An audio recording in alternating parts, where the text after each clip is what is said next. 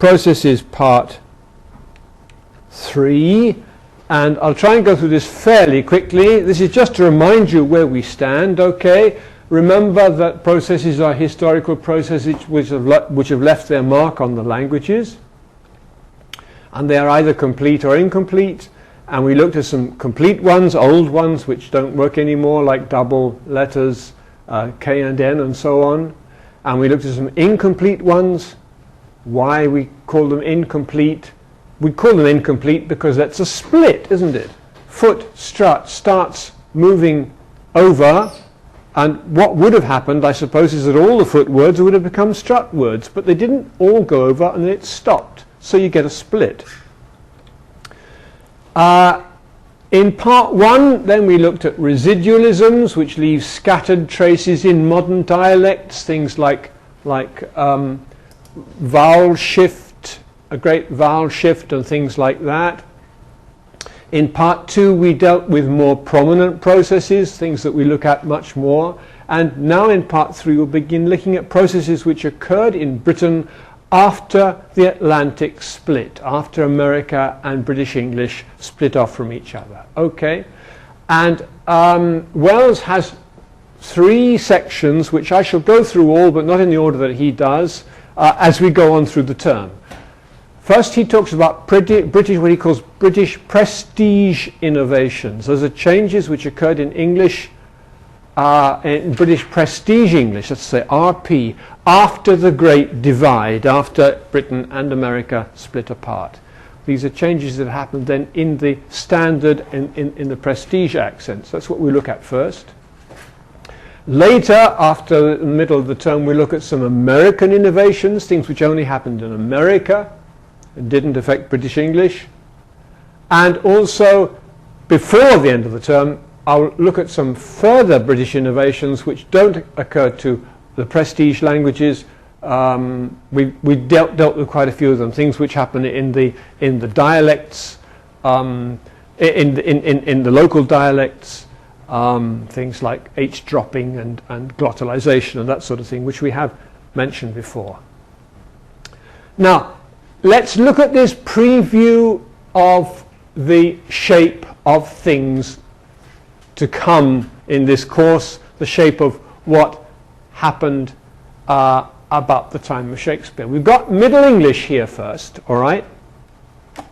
The Middle English, the Old Middle English. Remember, think of Middle English as being the time when the spelling conventions which we use today, when they became sort of fairly settled. Of course, spelling didn't become fixed until much later, but the main conventions, the main ideas became settled there. So that our spelling today does still show the what we would expect to be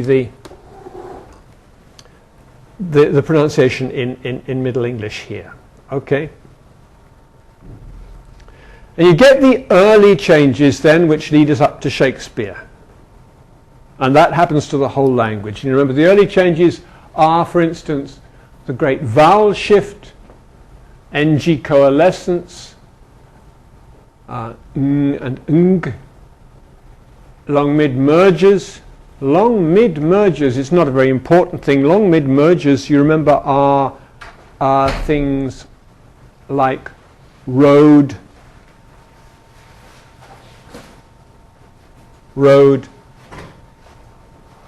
and road. Okay, different pronunciations, they came together here. We talked about that. You can look. You can see it in the. If you go into the variables chart, you can see it in there.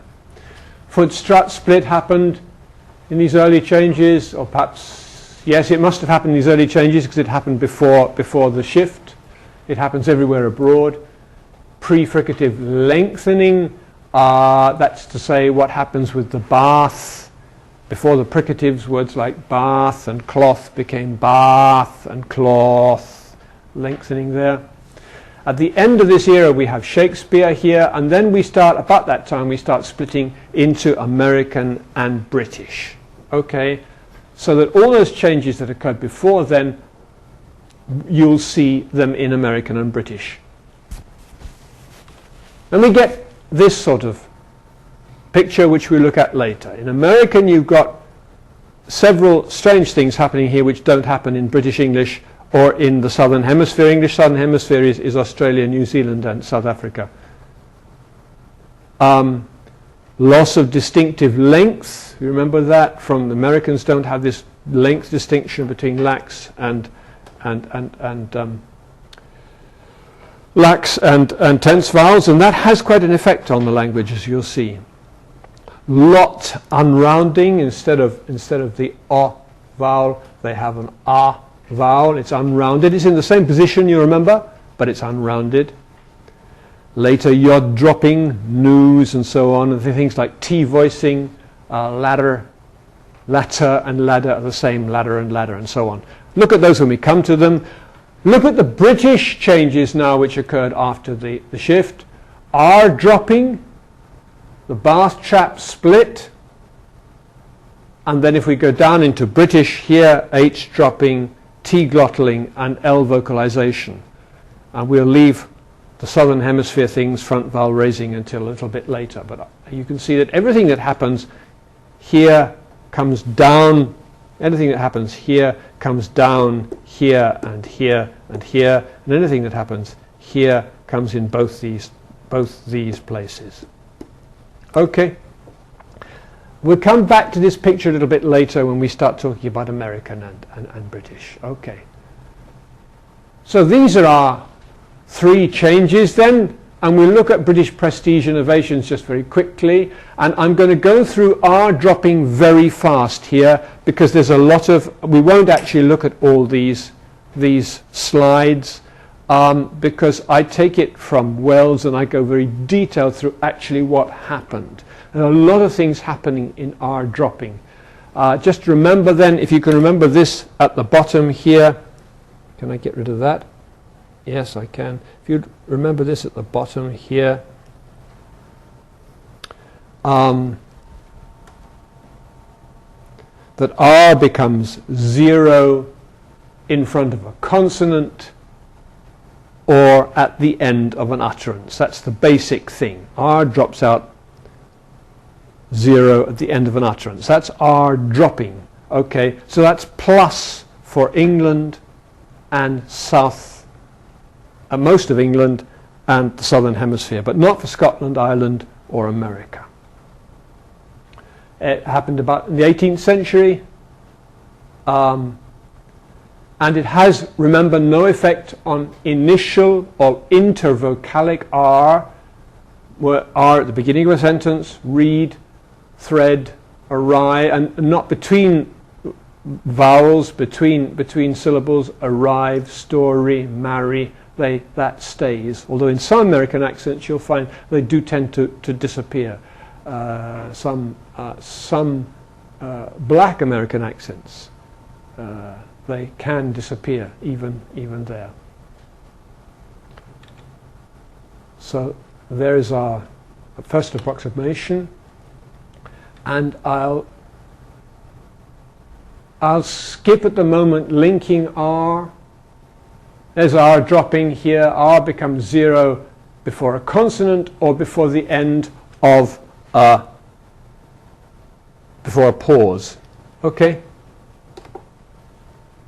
I'll skip more of that. Just quickly to tell you then that what actually happened was quite complicated. You get, first of all, you get pre-R breaking. So what happened first was you get beer, and that changes to beer, and then the R drops off and you get some other things happening here. So beer, beer, and beer. These are things that happen first before the R drops off. As I say, what I'll do, if I think I have time, is to go through these and and record them in my office and put them up on the web. They're not very important things for you. At the moment, except perhaps that, yes, here is one important thing. It's not uncommon for R dropping to have occurred pre-consonantally, but not finally. That's to say, it drops before a consonant. R becomes 0 before a consonant, but not at the end of a word. So people say farmer, fa without the R, and then they have the at the end of the word. They say teacher, but they wouldn't say start. They'd say start, and teacher. That is, we call this, if you like, semi-rhoticism here, semi-rhoticism, and you might hear that. It's not very common, but it happens quite a bit in the States. So listen, if you hear somebody with an R at the end of a word in teacher, Peter, it doesn't mean to say they're fully rhotic. Listen to words like start as well. See whether that happens. And then the fact that in Middle English there were no words which ended in schwa except the late Middle English, no words ending in schwa except for words which came in from other languages like comma, idea, and so on. And so these words fell together with the R words. You might see occasionally in English dialects and some American dialects that when goat is weakened to schwa at the end of a word, it doesn't happen in RP, yellow, window, it doesn't happen that it's weakened to schwa, but in American and some English dialects you get yella, winda, so that goat weakens like many other vowels do. And when that happens, this schwa may be regularized to so that you get forms in America like yeller, winder. You can get that. Or in Britain, yella, and then yeller or not, winder or not. Is this the intrusive R? That would be then an intrusive R, yeah, that's right. And we could call it hyperrhoticity. And it is nowhere standard. It's always a non-standard thing. It's over-rhoticity, then schwa in words like yellow, window, follow him instead of follow him. But it's nowhere standard, and you won't hear it very often. You may hear it in some American accents. You may hear it in country and western songs. That's the sort of thing that you might hear it in. And then we get the question of R insertion, which we've talked about before, and I shall just leave this and perhaps put it on the net afterwards. So that it's not a question of dropping R, it's a question of putting a new R in, and then you get things like the idea of. This is the insertion rule then. You remember this from phonetics. 0 becomes R, let's say you put in R after schwa and R when it occurs at the end of a sentence or before a vowel. And this thing here means 0 or no. 0 or no. No is the... That is, it means, sorry. It means, this 0 means that can be 0, that this end of a syllable here, yeah, can be 0 or not. It doesn't matter whether there's an end of a syllable there or not. So it happens even though there's an end of a syllable between them. Perhaps we could see this a little bit later here. Oh no, it's later, I think, here.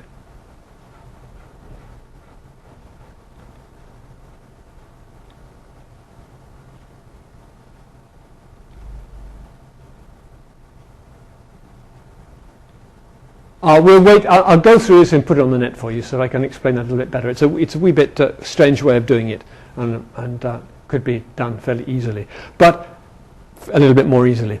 But this is the point here that schwa is introduced after these letters then, if a vowel follows, and some later accents include or. I include or, but in some accents you'll find it doesn't include or. So people say the idea of it, but they don't say law and order, they say law and order. Some people don't have it with or, other people do have it with all non-high vowels, which includes or. And these pictures here, these pages here, page 226 and page 222, they're in UGLA, you can download them and read them.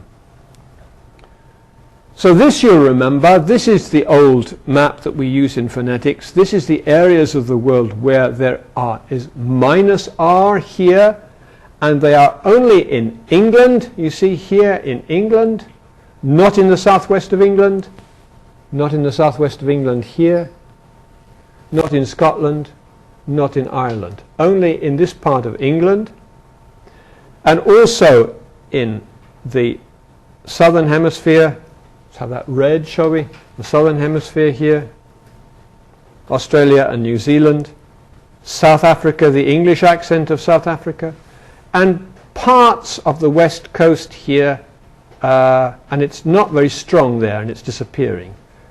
But the rest of the world, this large area of America and the large areas of, most of the large areas of England are rhotic. Have that distribution in mind. What was the map? Was there some blue in Australia? Yeah, it's because I put it in by mistake. Ah, okay. It's gone. No blue in Australia now. Okay.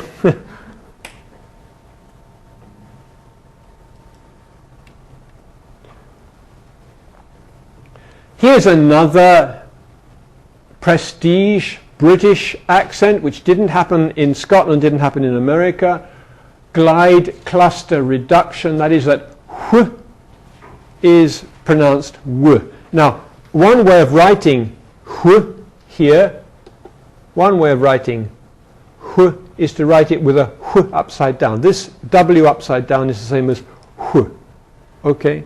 And what happens is that wh in when and which becomes w in when and which, and that is a prestige accent thing in America, in England.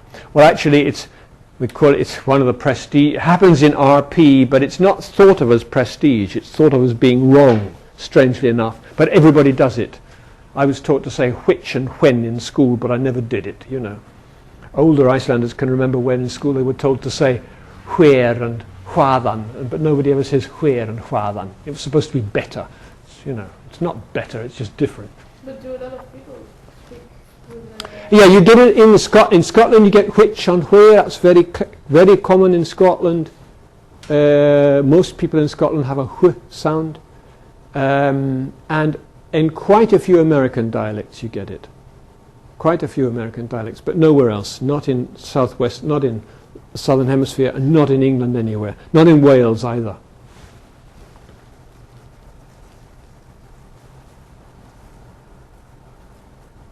It seems to have started in the south of England early in the Middle English period. Early in the Middle English period. That's to say, when we were still saying what for what, because we sometimes see manuscripts where it's written what. So it starts very, very early. And the plain w pronunciation became current in educated speech in the course of the 18th century, not long after Shakespeare then. And it was usual by 1800. Yes, he mentions that glide cluster reduction, the old pronunciation is widely considered correct, careful and beautiful. It's very much the same as widely in Iceland the northern harðamæli is considered more beautiful. Isn't it strange? I don't see why one sound can possibly be more beautiful than another. It's just different. But we think of it as more beautiful. But Wells says, but I think it is true to say that those who use it in England or in RP today almost always do so as a result of a conscious decision. Persuaded that wh is a desirable pronunciation, they modify their native accent in this distinction. Not in Scotland, where it's natural, but in England, if anybody's saying wh. And I want to give you one other example there.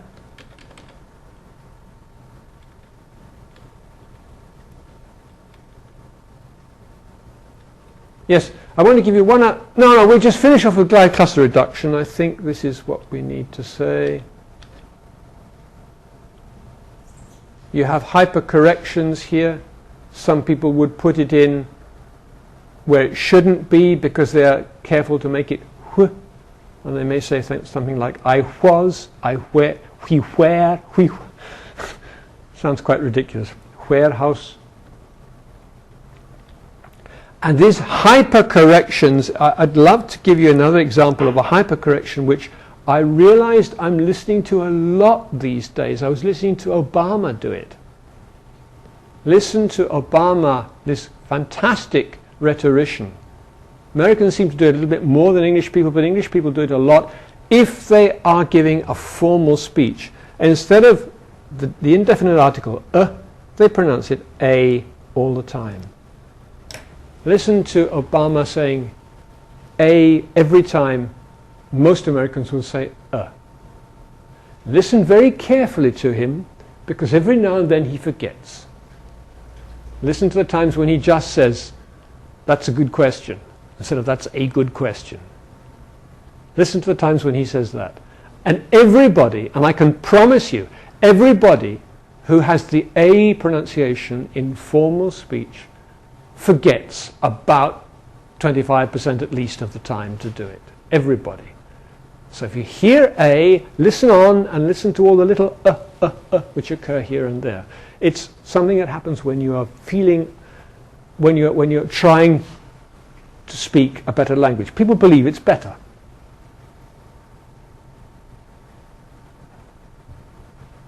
Yeah.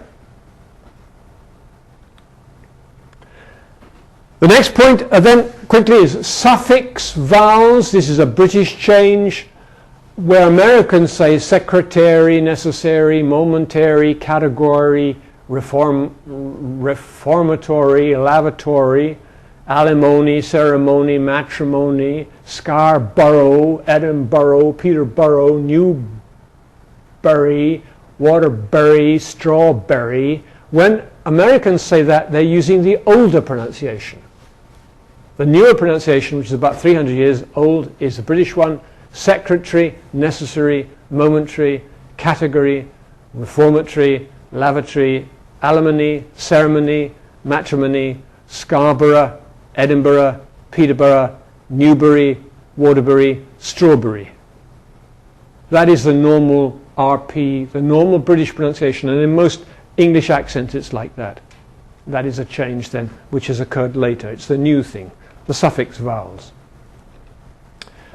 Bath and cloth is something which happened in England, and we've looked at that. We go back to slide 23, which is bath, pre-fricative lengthening. I don't think, yes, we did that, I won't do it again. Remember, staff first changed to staff, and then later it changed to staff. Off first changed to off, and then later it changed to off, and so on. But it didn't continue in America because there's a loss of phonemic length, so things didn't. I'll talk about that when we come to American. You didn't hear this different change of length in America, so that's okay.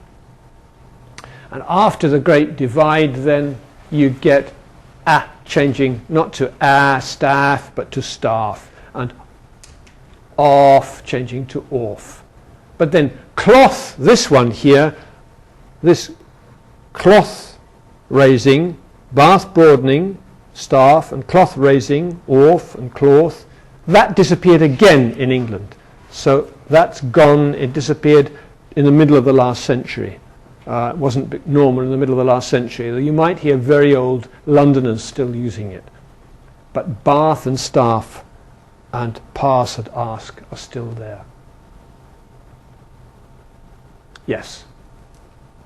I could have gone on here. It was established in England, but it disappeared in America. Bath trap split established in England, disappeared in America. The lot cloth split disappeared in England, but you can see it in some East American accents without the length distinction. So that in some Eastern American accents, for instance, in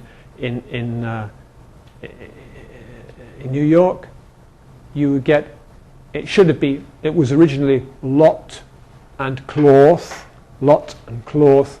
New York, you might get lot and cloth, heart and dog. You can sometimes hear that change in America. So the lot cloth split does occur quite clearly in some Eastern American dialects. And hot dog is the great phrase there. If they're saying hot dog with a slightly different vowel there, then you've got a lot cloth split. Goat fronts to goat.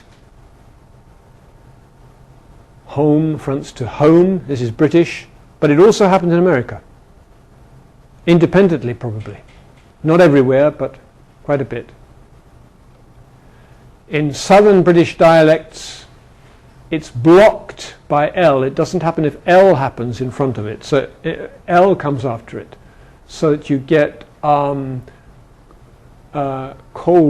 I have cold, but code. Cold here. I don't know whether I'll write it like that or write it like this. It's more like that actually. Cold, but code. In some British dialects, but not in conservative RP. There you get code and cold, O, all the time in RP. And in America, where it happens, it may be an independent development. Okay. Here's our text in the north of England, and I asked you to listen to it, okay? I've put up a list of the important variables, but I'd like perhaps to look at other variables. That's the only slide I wanted to show you. These are the things that you should be listening to in the north of England. Listen to the fact that you have no foot strut split, foot strut. That is the most typical thing for the north of England. And remember, it's not Scotland, and it's nowhere else but the north of England. No bar trap split. That means it's not south of England, although you get no bar trap split in many other places. Long mid diphthonging. Remember what long mid diphthonging is? It comes in two forms. Its face is not a but face, and goat is not o but goat. It's a diphthong.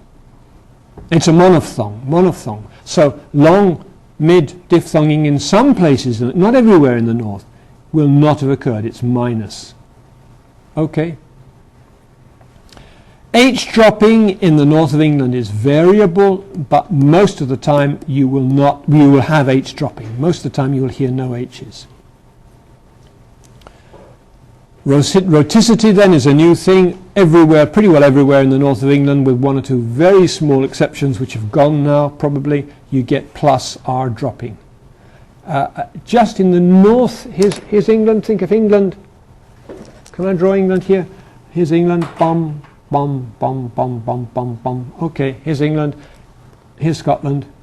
And just in this little area in the northeast, you may get some R's still left, and they may be guttural R's. They may be like this, written with a R upside down. Guttural R's. You might get that. And at the end of words, farmer, you might get that. But it's very, very uncommon. Another north of England thing is that there is some lack of weak vowels. Wells doesn't mention this, I don't think, but in words like concern, you might get concern. You might get a clear O here. And it's difficult for Icelanders to hear that because they're doing that anyway. Concern, conduct. I am concerned about his conducting. Not with a stress there, but with an O and not an E. That some lack of weak vowels occasionally occurs. Nasalization is quite a northern thing. People talk through their noses quite a bit, and you can hear that as soon as you get a wee bit north. People are talking through their noses. In fact, this is a southern representation of a northern accent. It sounds to me as if all northerners talk through their noses all the time, nasalize all their vowels. And some of them may do that, but not like I'm doing. This is sort of in the early parts of the 20th century, the last century, in the music hall days, before television and everything, that people used to go out to see reviews at the music hall. The stand-up comedians, the ones that came on and told the jokes, always talked in a northern accent. It was a jokey accent. You had to have a northern accent to talk in, you know, and that was supposed to be, but like Hafnarfjörður in Iceland, you know, they're supposed to be crazy. That's a typical southern way of doing it. And you often hear southerners, when they're joking, they may go into a sort of northern accent and talk through their noses just to make fun of the northerners. Well, that's what it is. NG coalescence everywhere in the world except here. Here's Wales. I didn't put Wales in. Except in this area here. Everywhere in the world except there. It doesn't happen there. That's where you get singing, this area here. Singing, and so on. So it's plus everywhere except there. Diphthong shift, which is in the south, does get up into Birmingham. So that you'll get, only in Birmingham you'll get Y and a Y and so on. But not elsewhere in the north. And the definite article in some places in the north, particularly here in Leeds and York and round about there, you'll get a definite article pronounced either not pronounced or pronounced as a glottal stop. And we'll hear that on the tape now. You may have heard it if you've been listening to the tape. He walked into shop. He walked into shop. And you just get this, walked into shop. Just a slight hesitation there instead of he walked into the shop. I can't see board. I can't see board. I can't see the board. Listen to it in just a bit. Sometimes you get it written like this in spelling, and that might have been an older pronunciation. He walked into shop, but you don't hear that now. You only hear it with a glottal stop. And it's almost as if, in quick speech, it's almost as if there's no definite article. It's gone. He walked into shop. Is it also the, say, the or anything? No, there's no, it's not. It's not, yeah, that would be TH fronting. Do you mean TH? No, instead of saying the... Oh, yeah, the.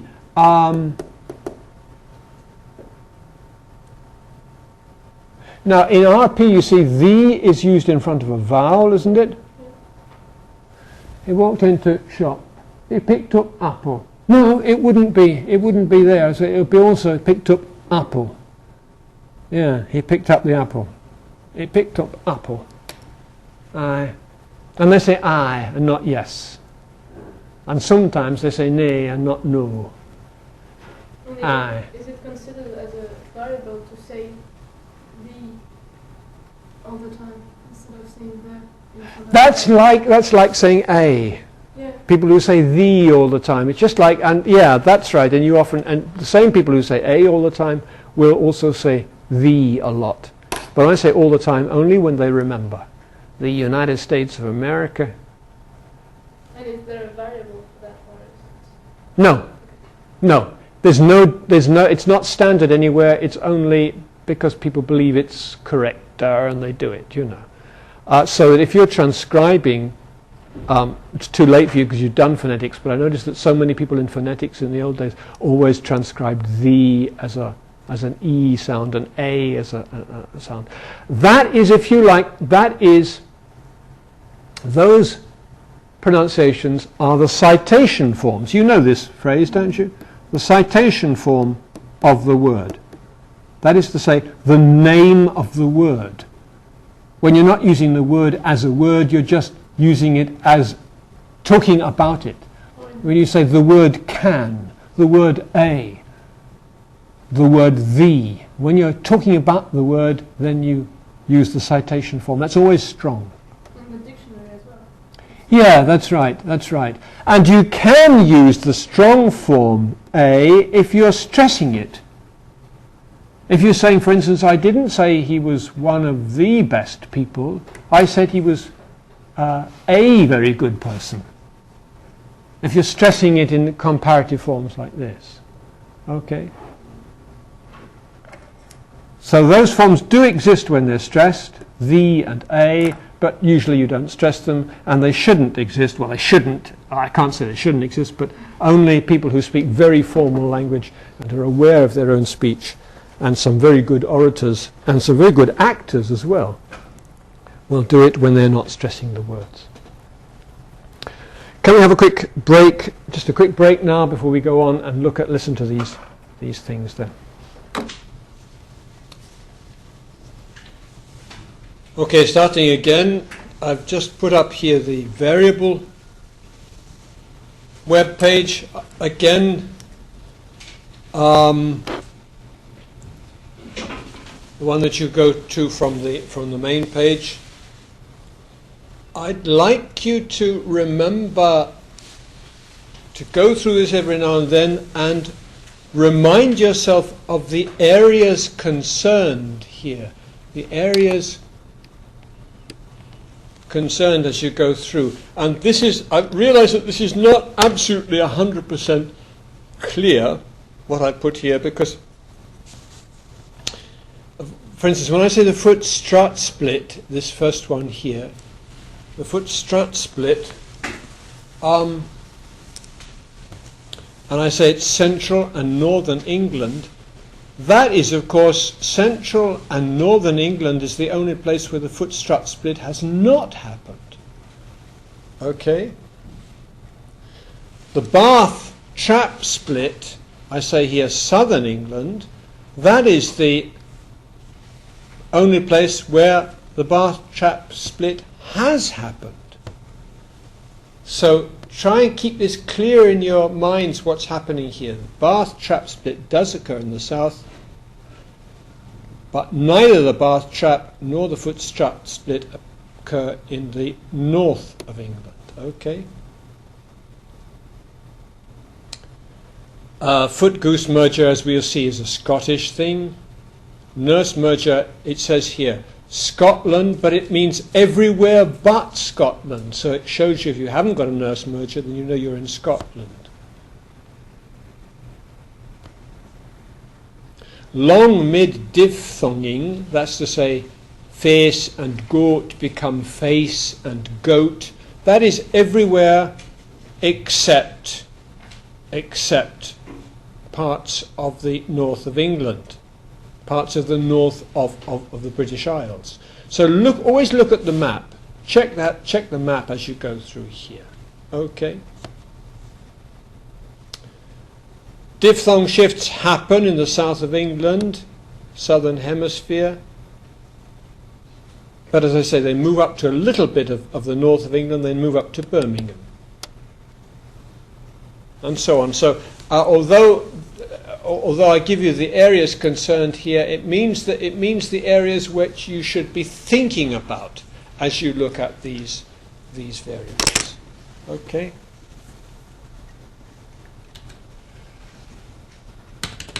So we'll look at this text. I'll play the text first. Well, I'll tell you what I'll do. I'll play first Wells's discussion of the North. Listen to that first now.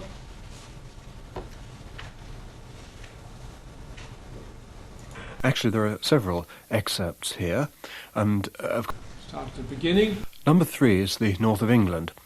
Actually, there are several excerpts here, and of course the north of England exhibits a great deal of internal diversity, though we do find that popular northern accents share the important characteristics, first of not distinguishing vowels of the lexical set strut from that of foot, and secondly of having the so-called flat bath. That's the vowel of words like bath, the short vowel, same as in trap. The first speaker we've got here comes from Scunthorpe in Humberside. You can hear the O quality he uses in words of the set strut in the examples just, Scunthorpe, the name of the place, fun, club, London and so on, the same quality as you hear in the first syllable of football, and also in the word much. As everywhere in England, in the north of England, you hear people varying in whether they pronounce an H or not.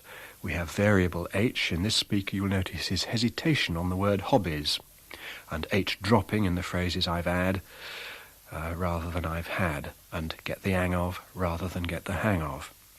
Very front vowel in can't, pronounced as can't, that's cannot, and very open vowel in all, pronounced all. As elsewhere, we find that in popular accents the ing suffix is pronounced with an alveolar nasal in. You can hear that in the expressions train spotting, something else. And you can hear the short vowel of words like bath in the items dancing and basketball. No, I usually stay out of fights. I don't usually get myself into fights. So I find it. Just to stop that just briefly, and we'll go. Before we listen through, just look at this part here, hobbies. Notice how he's being careful about his H's. He says, that's one of me hobbies. He stops and puts the H back there. And Scunthorpe, here we go.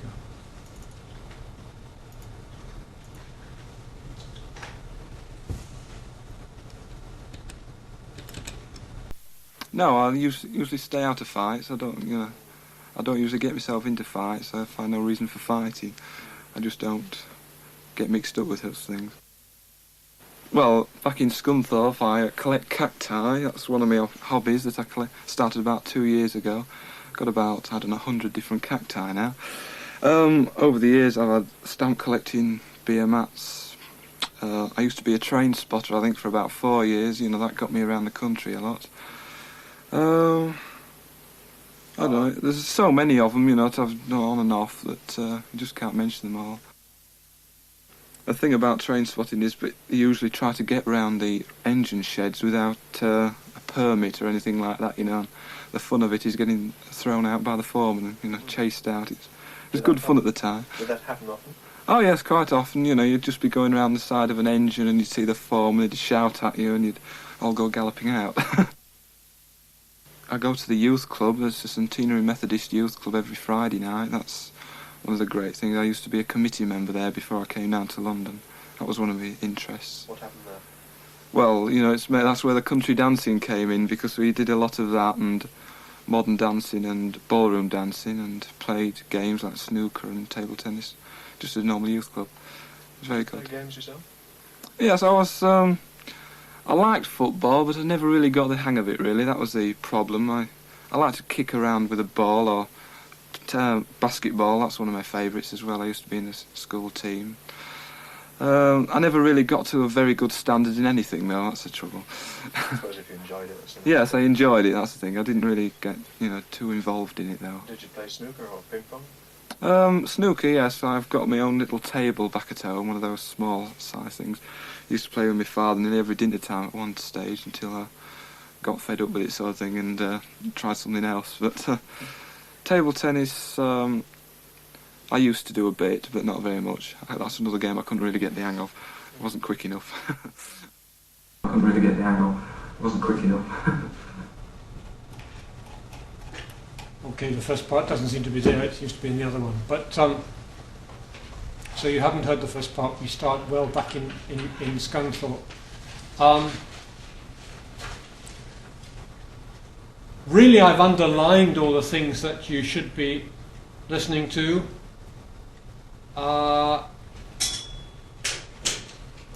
What about rhoticity? Did you pick up any rhoticity anywhere? Does he use R anywhere?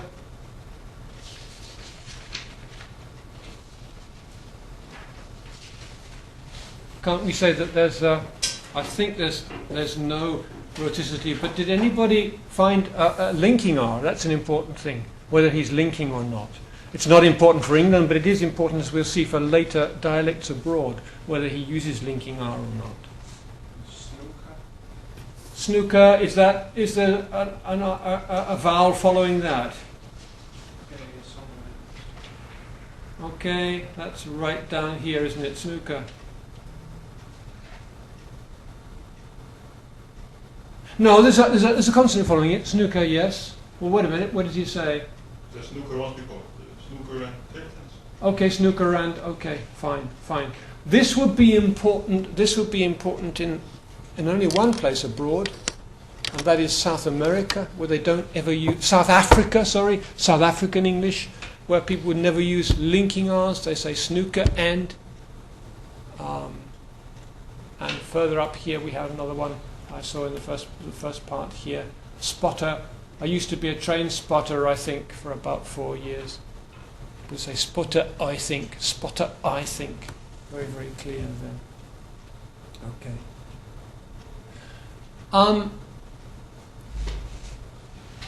What happened here in 100? Two things you have to mention in 100. What would be the obvious one to find in 100? What was the name of the variables? Huh? Footstrut, yeah. 100. But the other one, before that, he's got another one at the beginning. H dropping. Do you want to say H dropping? How have you learnt the name of that letter, this letter? What is it? How do you say the name of that letter? Do you say it with an H, with a H or not? Okay, but you'll find that more and more people in England are using the H. I'm talking about H dropping. It's really weird, isn't it? Only on the word H itself has the H dropped off. Probably because the French is H.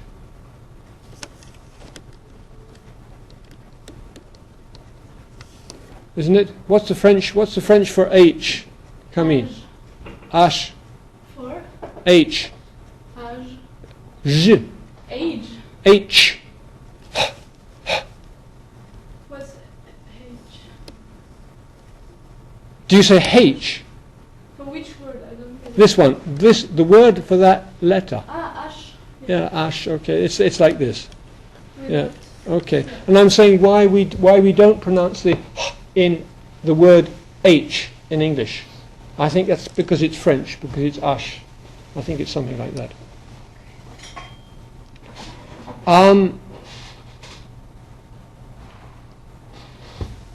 Words like myself, one of my hobbies, my father at one point, my father, we had that, okay.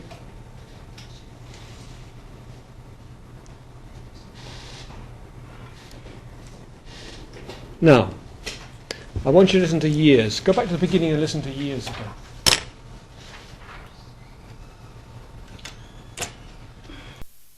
Well, back in Scunthorpe, I collect cacti. That's one of my hobbies that I started about 2 years ago. Got about, 100 different cacti now. Over the years, I've had stamp collecting, beer mats. I used to be a train spotter, I think, for about 4 years. You know, that got me around the country a lot. I don't know. Stop there. Where are we? I wanted years. Did you notice he did have a H in 100, didn't he? He did have H in 100. But years. What I thought he was going to do here for years is to say years, which is very, very common. So ear, ear becomes ear, becomes It's very, very common in many parts of the north. Years, in for all those years, but he doesn't. Hasn't got a strong accent at all. 100 different cacti. Can you hear this I sound? Can you hear that it's? Let's just go back and see if we can hear it again. 4 years, that got me around the country a lot. I don't know, there's so many of them, to have on and off that you just can't. To be a train spotter, I think, for about 4 years, that got me around the country a lot. Got about, 100 different cacti now. Over the years, I've had stamp collecting beer mats. Got about, 100 different cacti now. Got about, 100 different cacti now. It comes out in cacti, and I'm going to try and find other I sounds. Here you got it a bit earlier. Here I collect cacti. Back in Scunthorpe, I collect cacti. That's one of my. I. And what happens with I seems to be in the north that it's a very clear pronunciation and a long pronunciation, and the E becomes very little indeed. Cacti, cacti. And it sounds to us as if it's nasalized, cacti, but it's not. I don't think he's nasalizing it. You'll find it later on when he talks about fights. I didn't get into fights and things like that. It's more like a fight. It's a long R there. Okay. But just the beginning of the extract is not. It's not there. This is not there. No, I'm sorry. It's on a different one. I should put that right sometime. That's here. Yes. I usually stay out of fights. I don't usually get myself into fights. I find no reason for fighting. I just don't get mixed up with those. I think he's saying those things. Okay. Hobbies that I started about 2 years ago. Got about, 100 different cacti now. Over the years, I've had stamp collecting beer mats. I used to be a train spotter, I think, for about 4 years. That got me around. Okay, one thing I haven't mentioned, I think, is that you must listen to a, the trap vowel. The further north you get, the more it turns into an a vowel, stump, not stamp.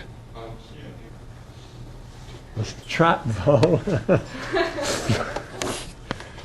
It turns into an a vowel, stump, trap. Listen to that very, very closely. This a vowel is very, very Southern English. It's very American. It's very south of Southern Hemisphere. But in the north of England and everywhere else in the British Isles, you get a, which is very close to the Icelandic, as I've often said, the Icelandic a. Maður, hugsa maður, stamp, a, maður, had. That's the first one. That's the first one. That's this one. This is the English, the Southern English a, stamp, man, trap. Whereas in the north of England you get trup. That's what he says. Stamp. He has it here. He says stump collecting, beer mats. It's a very, very slight change, but it is a very clear change that Southern English people will hear very clearly. Mat and mat. Okay? And the H of hat, if you underline it, it's just that we have to say, okay, there is no H dropping. I want to know whether he's got it there or not. Yeah, it's variable here. He sometimes puts it in, sometimes not. Yeah. Where were we? We were here.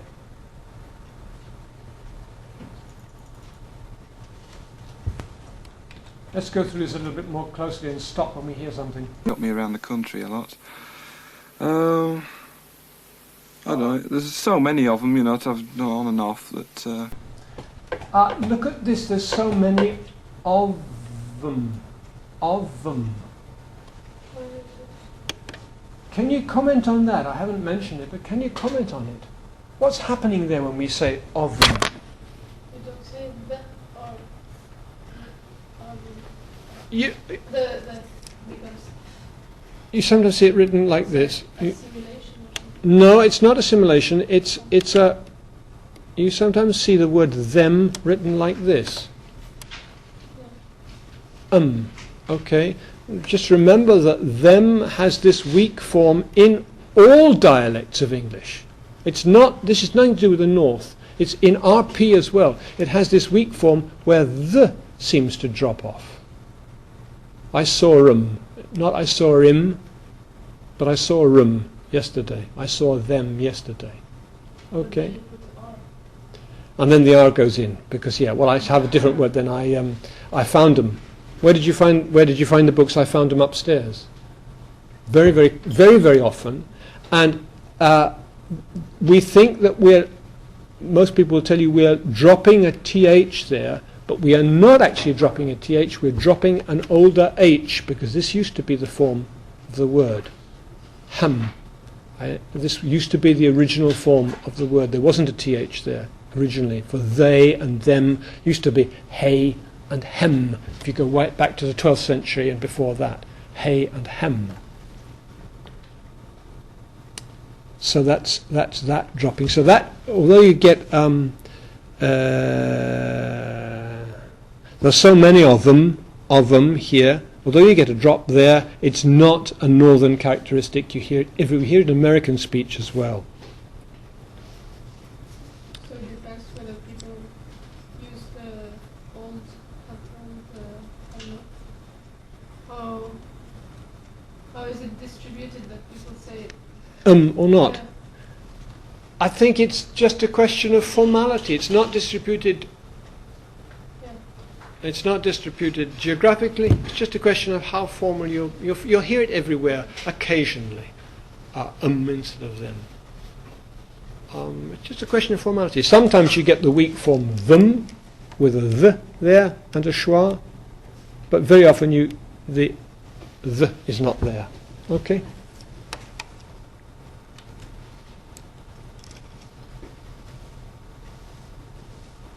You just can't mention them all. The thing about train spotting is they usually try to get round the engine sheds without a permit or anything like that, The fun of it is getting thrown out by the foreman and, chased out. It's good fun at the time. Fun and yeah. But it's not train spotting. A permit or anything like that, The fun of it is getting thrown out by the foreman and, chased out. It's good fun at the time. Does that happen often? Oh yes, quite often. You just can't mention them all. The thing about train spotting is they usually try to get round the engine sheds without, to have on and off that you just can't mention them all. The thing about train spotting is they usually try to get round the. It's very quick. You must listen to that, whether it's an ing or an in, and it would be in in dropping here, train spotting.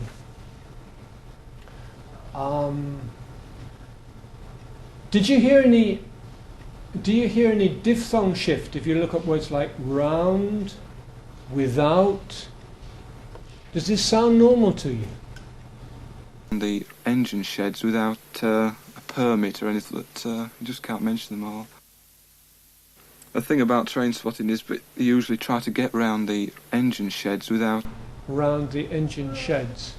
Anything here? Without. It's quite normal. Yeah, I think it's quite normal there. It's complete ow. It's just an ordinary. But you've got to listen. What you need to do. This is going to be one of the questions on the midterm examination. What you've got to do is to find words where these sets occur, where the mouth occurs, and listen to them very, very carefully. Is it ow, or is it ow, or is it ow? Is it any change there at all? But he has no change there, and he doesn't do it. He doesn't have actually shift on I. He just makes it longer. He doesn't have any shift on A. He just makes it longer. And what's the thing about,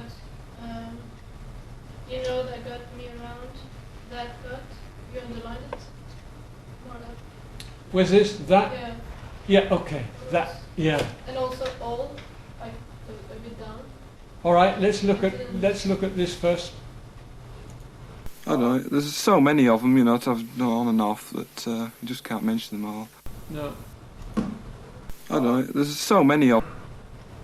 Spotter, I think, for about 4 years, you know, that got me around the country a lot. For about 4 years, you know, that got me around the country a lot. For about 4 years, you know, that got me around the country a lot. For about 4 years, you know, that got me around the country a lot. It's happening in lot as well.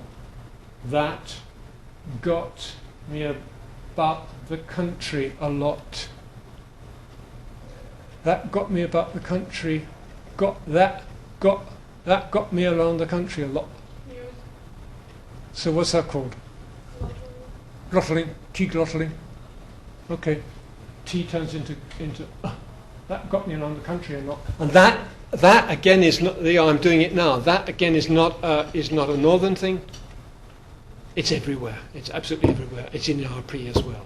Okay, so we would put this sign, like interrogation mark, in accent and RP the same? Yeah, you get it a lot in rapid, in fast RP. It's coming into RP. It's not, you know, you won't, as I say, you won't hear Obama doing it when he's giving a speech. You won't hear George Brown doing it when he's giving a speech. Then there'll be a clear T there. But in normal language, it'll be like that. Very. International? Not in international English. No, okay, not in foreign English. No, you won't get that there, unless people are picking up the English accent. This is one of the big changes between international English and the rest of the Englishes. That you get a clear T in international English. What have we got here? Got me around the country a lot, and just. Did we get can't here? Now look. I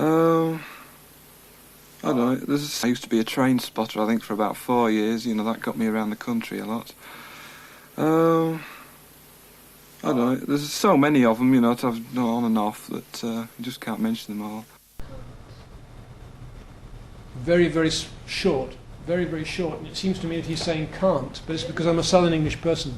But I hear a long one. What he's doing there is simply, okay, I have bath and trap.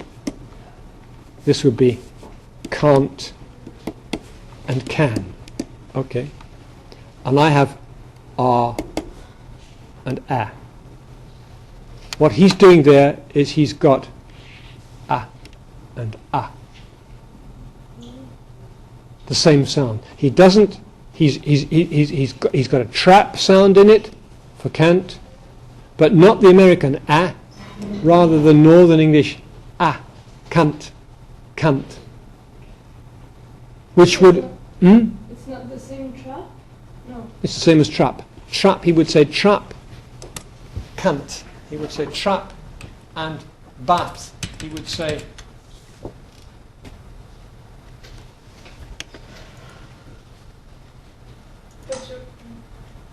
Here, south of England, trap, bath. North of England, trap, bath. America, trap, bath.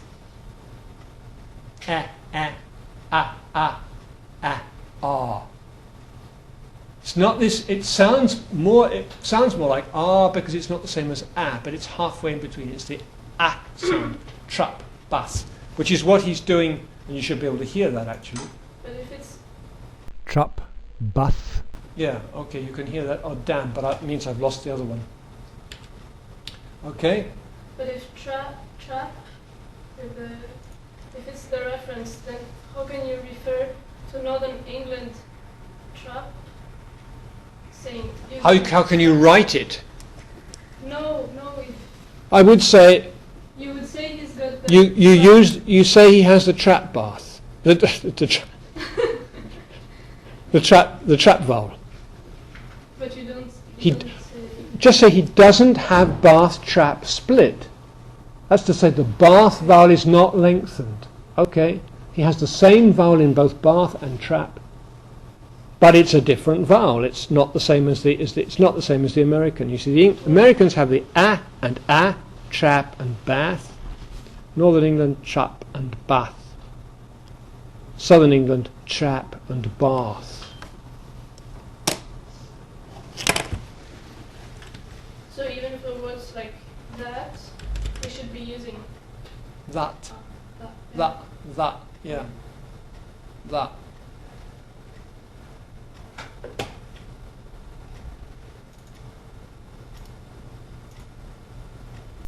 Well, back in Scunthorpe, I collect cacti. That's one of my hobbies that I started about 2 years ago. Got about, I don't know, 100 different cacti now. Over the years, I've had stamp collecting, beer mats. I used to be a train spotter, I think, for about 4 years. You know, that got me around the country. Country dancing came in because we did a lot of that. And Country dancing, okay. Country dancing. There's a dance again where he has no. Here we go. Country and dancing. Not the long dancing of the south of England, but dancing.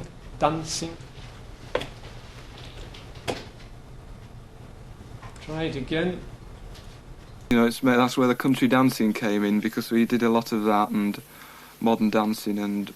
And you should hear that he has the same vowel in dancing and that. A lot of dancing. A lot of that. Okay. And our beat would be Dancing and that. Ballroom dancing and played games like snooker and table tennis, just a normal youth club. It was very good. Play games yourself? Yes, I liked football, but I never really got the hang of it. Really, that was the problem. I like to kick around with a ball or. Can't you hear it very clearly on I liked? The thing I was talking about before. I is I with a long first mora. Yes, I liked football, but I never really got the hang of it. Really, that was the problem. I like to kick around with a ball or basketball. That's one of my favourites as well. I used to be in the school team.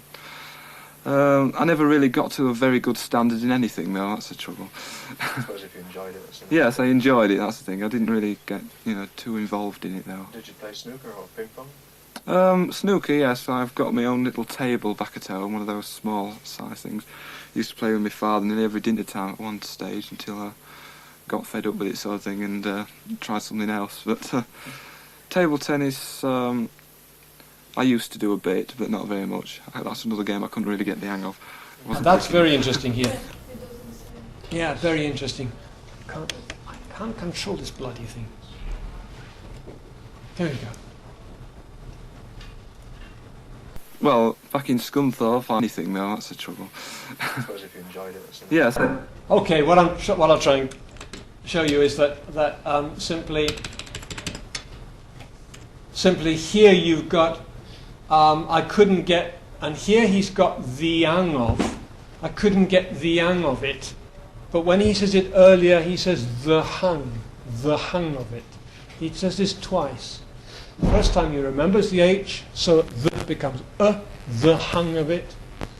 But the second time he says the hang of it. So he's got this the change as we have in RP, but it just depends on whether he puts the H there in or not.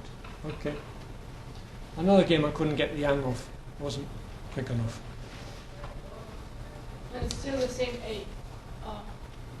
It's the same A as in. yeah. All the trap vowels will be trap. That's hang, trap, dance. All the trap and bath vowels will be the same there. And for the back at home, do we have to notice that there is it two things to notice? The glottal stop that is not. I didn't hear it, and then H, which is there.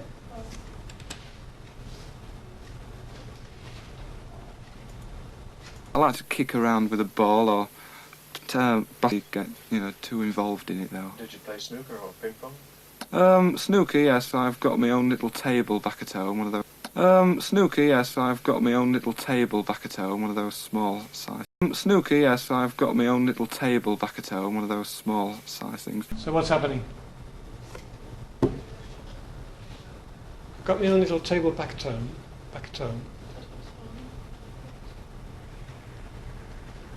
H dropping? No. Back at home? Yeah, H dropping. Not back at home. Back at home. No, he's saying a little H. It's a back at home. No. Oh, you're hearing. What you're doing is you're hearing the aspiration. Oh gosh, yes. But this. Yeah. Yeah, you're hearing the aspiration, aren't you? This phrase is. This phrase is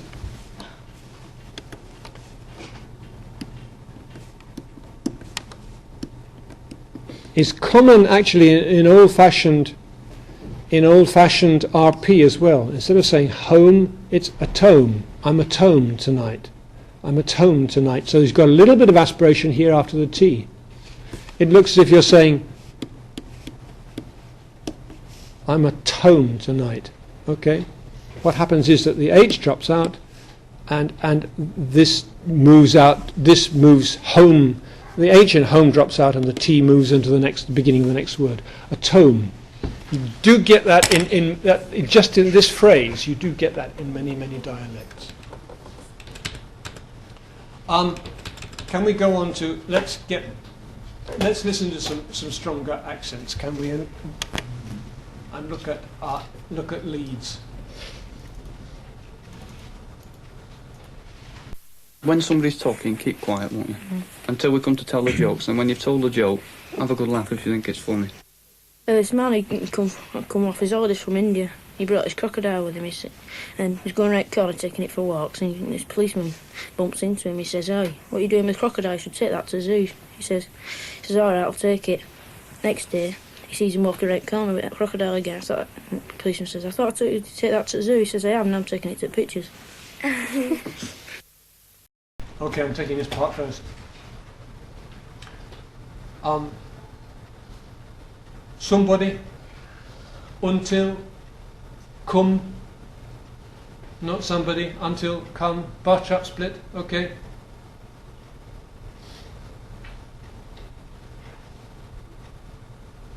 Laugh, and not laugh.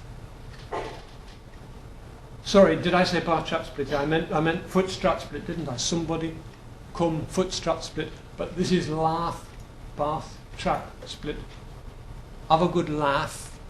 Have a good laugh. And you've got a good example here of the foot vowel in good and the foot vowel in come and the foot vowel in somebody. It's quite clearly all the way here. It's always when you get a split like this, it's good to have a word where the split doesn't occur, so there should be a foot vowel there in the south of England, and you can hear it's the same vowel going all the time. Listen. When somebody's talking, keep quiet, won't you? Until we come to tell the jokes. And when you've told the joke, have a good laugh if you think it's funny. Have a good laugh if you think it's funny. Funny. Very, very strong there. Funny. I've underlined the Y at the end of funny. It's not very strong, but I can hear it. He's not saying funny. He's not saying funny. He's not got, not funny. He's not saying funny, as I would do, funny. He's not got this E at the end. He's got just a clipped E. Funny. Funny. Try and hear it. Try and listen to it. This is tensing? It's not, he hasn't got happy tensing, in fact, and funny. Okay. Hasn't got happy tensing and funny. Talking, keep quiet, won't you? Until we come to tell the jokes. And when you've told the joke, have a good laugh if you think it's funny. Funny. This man, he come off his holidays from India. He brought his crocodile with him, and he's going right corner taking it for walks. Very, very fast. It's very, very difficult to hear. But listen, this man, he come off, and notice that would be the past tense. He came off.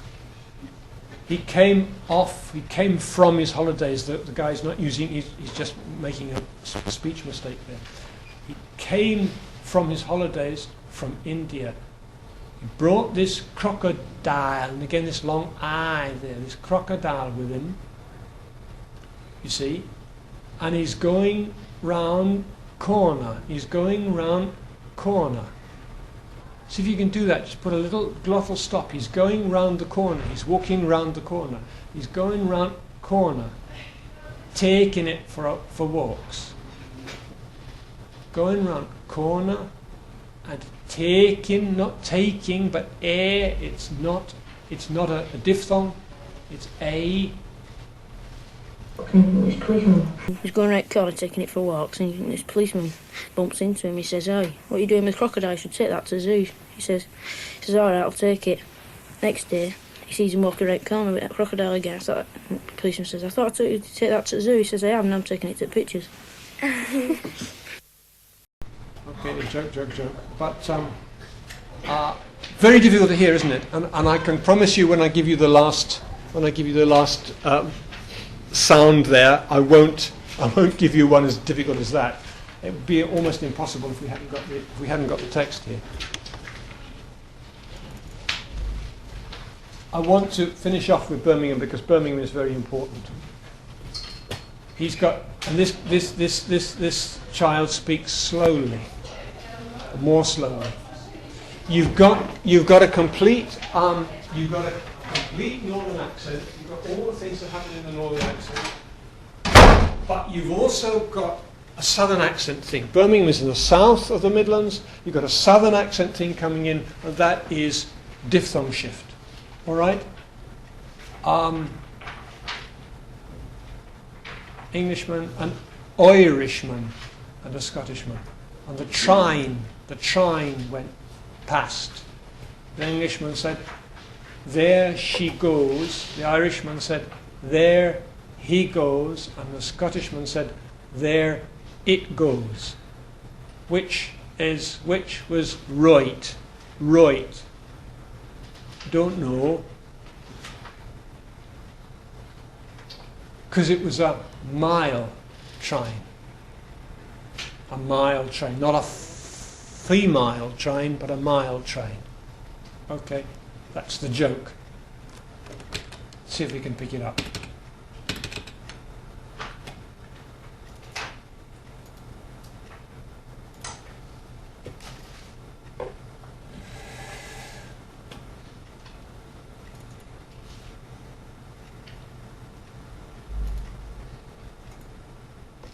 Englishman, an Irishman, Scottishman, and a train went past. The Englishman said, "There she goes." The Irishman said, "There he goes," and the Scottishman said, "There it goes." Which was right? Don't know. Well, it was the Irishman. Why? Because it was a mail train. Because it was a mail train. Do you get the joke? Yes, very, very fine. So, don't you get the joke? Why is it right to say, "There he goes"? Because it was a male train. Okay, not a female train. Ha, ha, ha, ha. All right. But the thing is, you've got the northern accents in past. You've got... There's no example of a foot strap split, but it would have been, if he'd said foot, he would have said foot and strut. But you've got diphthong shift, goes, trine, and mile. Again, listen to it. Englishman, an Irishman, Scottishman, and a train went past. The Englishman said, "There she goes." The Irishman said, "There he goes," and the Scottishman said, "There it goes." Which was right? Don't know. Well, it was the Irishman. Why? Because it was a mail train. We should stop at 10 minutes past, shouldn't we? I thought we had to stop at 20 minutes past. Sorry, I'm taking you over time. He doesn't say right. He doesn't say right. He says right, diphthong shift, diphthong shift.